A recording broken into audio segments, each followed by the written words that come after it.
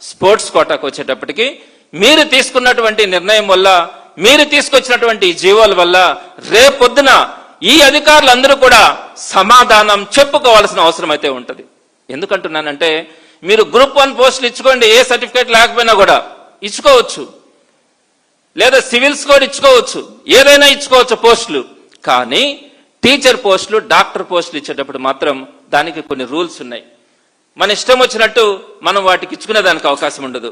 దీనికి సంబంధించి సుప్రీంకోర్టు కానీ ఎన్సిటిఈ కానీ కొన్ని నామ్స్ రిలీజ్ చేస్తుంది.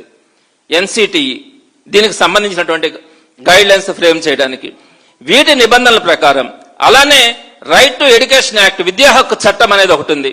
దాంట్లో సెక్షన్ 4 అనేది ఒకటి ఉంటుంది.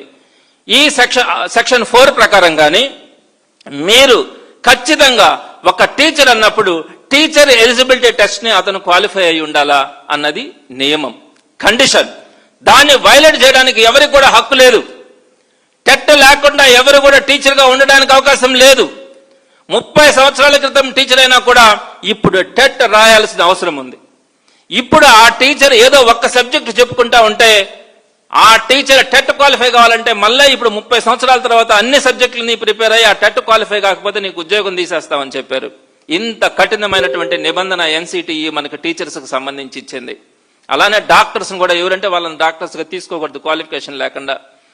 మరి సుప్రీంకోర్టు డెసిషన్ కానీ, ఎన్సిటిఈ ఇచ్చినటువంటి ఆర్డర్స్ కానీ, విద్యా హక్కు చట్టం ప్రకారం కానీ వీటన్నింటినీ కూడా తుంగలో తొక్కి మీరు తీసుకొచ్చినటువంటి ఒక కొత్త ఆర్డర్స్ ఈ రోజు ఆంధ్ర రాష్ట్రంలో పెను విప్లవం అనే చెప్పాలా.